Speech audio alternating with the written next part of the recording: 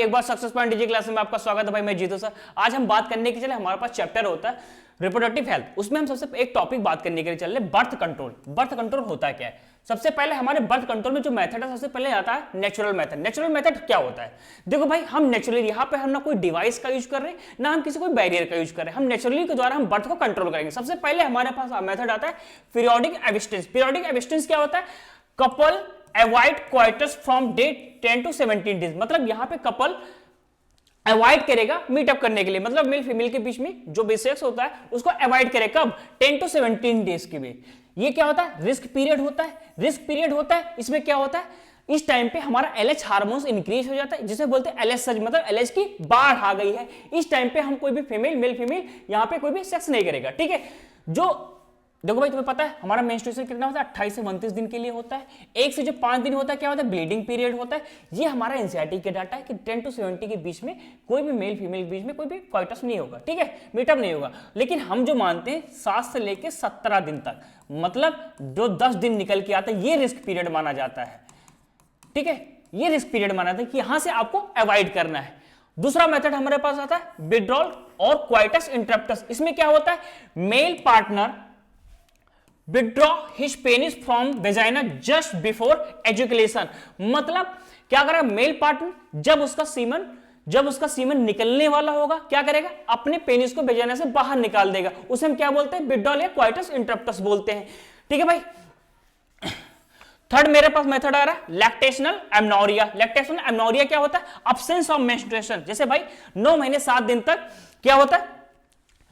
Female अपने बच्चे को रखती है, उसके बाद में बच्चे का डिलीवर होता है, उसके बाद मां 6 मंथ तक दूध पिलाती है, 6 मंथ तक। उस टाइम पे कोई भी मेंस्ट्रुएशन नहीं आता, उस टाइम पे आप आराम से एंजॉय कर सकते हो, कोई दिक्कत नहीं है, ठीक है भाई।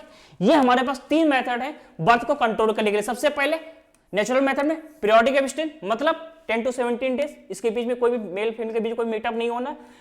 और दूसरा विड्रॉल क्वाइटस, मतलब आपका सीमन निकलने वाला है, उस टाइम पे आपको क्या कर देना? बाहर निकाल देना अपनी पेनिस को। तुम्हें पता है नीतीश कुमार ने भी इसके बारे में बताया था विधानसभा में कि अगर लड़का लड़की पढ़ा रहेगा तो क्या होगा, जागरूक रहेगा कि नहीं, अपने मेल को बोलता है। तो ये भी बात हुई थी। तो हमारे पास 3 मेथड है नेचुरल मेथड के बारे में। आगे हम बात चलते हैं बैरियर मेथड। बैरियर मेथड में हमारा सबसे पहले आता है कॉन्डोम्स। कॉन्डोम्स, इसका पॉपुलर नेम जो होता है इसे बोलते हैं निरोध। हमारे गवर्नमेंट हॉस्पिटल वगैरह में भी निरोध के नाम से बिकता है, बस बाकी अलग अलग ब्रांड आते हैं, तुम्हें पता है, उस पर नहीं जाना है। सबसे पहले आता है मेल कॉन्डोम्स और फीमेल कॉन्डोम्स। मेल कॉन्डोम्स और female condom, both them male and female condoms are reusable, disposable. मतलब एक बार यूज करना फिर फेंक देना। ऐसा नहीं कि उसे एक बार यूज किया फिर धूल धाल के ऊपर डाल दिया, फिर सुखा के फिर अपना यूज कर रहे, तब नहीं यूज करना है, एक ही बार यूज करना है, ठीक है।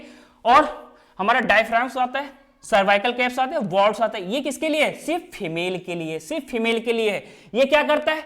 ये cover the cervix during the coitus. अब ये सिर्फ सर्विस को कवर करेगा, जब क्वाइटस होगा तब सिर्फ सर्विस को कवर करेगा। लेकिन एक बात आओ तुम्हें बता दो, female condom no protect the sexual transmitted disease, मतलब कोई भी सेक्सुअल ट्रांसमिटेड डिजीज को फीमेल कॉन्डोम प्रोटेक्ट नहीं कर पाएगी, लेकिन मेल कॉन्डोम प्रोटेक्ट करता है, ठीक है भाई। ये हमारे होते हैं बैरियर मेथड में, तुम्हें पता है। आई होप सब लोग समझ में आ गया। चलो आगे चलते हैं।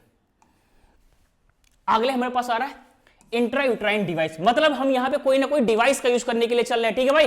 देखो these device are inserted by doctor and expert nurse, मतलब हम कोई डॉक्टर और एक्सपर्ट नर्स के द्वारा इसको इंट्रोड्यूस करेंगे अंदर, ठीक है। कोई भी हम जैसे स्वयं नहीं लगाना है, वरना पता लगे लेने के देने पड़ जाए तो मैं डॉक्टर्स या एक्सपर्ट नर्स के द्वारा यूज करेंगे इसको, ठीक है। देखो भाई हमारा आता है पहला नॉन मेडिकेटेड आयोडीज। नॉन मेडिकेटेड आयोडीज में आता है हमारा लिपेज लूप। तुम्हें पता है लिपेज लूप, लिपेज लूप जो made by insert materials like polyethylene और स्टेनलेस स्टील के द्वारा बनी होती। मतलब यहां पे कोई भी आयन का रिलीजमेंट नहीं हो रहा है कि कोई कॉपर आयन रिलीज हो रहा है जिसके द्वारा स्पर्म की मोटिलिटी को कम कर दे, सिर्फ स्पर्म के रिलीज को वहां पे रोकता है।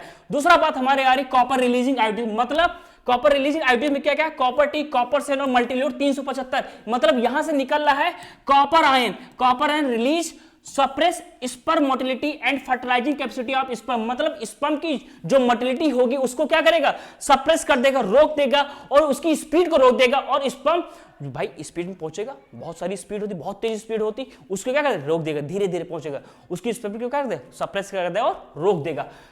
हमारा अगला आ रहा है hormones releasing IUDs. Hormone releasing IUDs में मतलब कौन कौन सा एग्जांपल है, प्रोजेस्टासर्ट और LNG-20। ये क्या करता है, यूट्रस को अनसुटेबल बनाएगा, सुटेबल नहीं अनसुटेबल बनाएगा for implantation and the cervix hostile to the sperm. मतलब सर्विक्स को क्या कर, म्यूकस इतना सिक्रेट करा देगी जिससे स्पर्म वहां पे रुक ही नहीं पाएगा। उसमें हमारा क्या होता है, हार्मोन्स रिलीजिंग आयोडीज। एग्जांपल याद रखना, नीट में बहुत बार आता है भाई क्वेश्चन, इसके बिना बनता ही नहीं, बोर्ड में भी बहुत क्वेश्चन आते हैं। तुम्हें याद, नॉन मेडिकेज में लाइपोज लूप होता है जो कोई भी आयन वगैरह को रिलीज नहीं करेगा। कॉपर रिलीजिंग में क्या होता है, कॉपर आयन को रिलीज कर दे, स्पर्म मोटिलिटी को और फर्टाइलिंग कैपेसिटी स्पर्म को क्या कर देगा, सप्रेस कर देगा। और हार्मोन्स रिलीजिंग आयोडीन में कौन से, प्रोजेस्टासर और LNG-20। ये क्या करता है, यूट्रस को अनसुटेबल बना देगा और सर्विस को हॉस्टाइल बना देगा, वहां पे म्यूकस का सिक्रेशन करा दे जिससे स्पर्म वहां पे रुक ही नहीं पाएगा। ठीक है भाई, ये हमारा है इंट्रायूट्राइन डिवाइस। इसमें हम कोई भी डॉक्टर और स्पर्म नर्स के द्वारा इसको हम क्या करेंगे, इंसर्ट कराएंगे बॉडी के अंदर। चलो आगे हम चल रहे हैं। देखो भाई, सर्जिकल मेथड, सर्जिकल मेथड बोलते हैं, इसी को क्या बोलते हैं, परमानेंट मेथड बोलते हैं। इसमें क्या, इसको स्टरलाइजेशन मतलब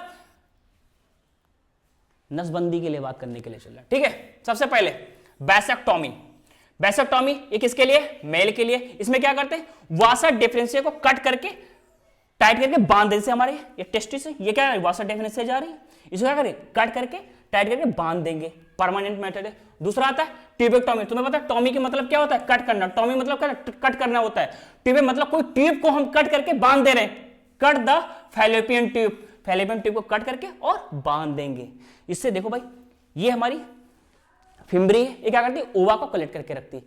हर मंथ में एक बार यहां से रिलीज किया, एक बार यहां से रिलीज किया, हर मंथ में अलग अलग साइड से रिलीज होगा। अब ये क्या करते हैं, फैलोपियन ट्यूब को यहां से कट करके दोनों जगह से बांध दिए। ये हमारा क्या है, इसे हम बोलते हैं क्या, सर्जिकल मेथड या परमानेंट मेथड द्वारा बोलते हैं इसको। भाई आई होप तुम लोग को समझ में आ गया बर्थ कंट्रोल मेथड के द्वारा। चलो ठीक है भाई, आगे नए नए हम ऐसे टॉपिक के लिए आगे हम बढ़ते रहेंगे। हमारे सक्सेस पॉइंट डिजी क्लासेस को फॉलो करो, सब्सक्राइब करो, और हमारा फेसबुक इंस्टाग्राम से पेज भी है, मिशन शिक्षित कर्नलगंज। हम लोग कर्नलगंज से और कर्नलगंज से अपने लेक्चर को रिकॉर्ड करें। ठीक है, थैंक यू भाई, मोस्ट ऑफ द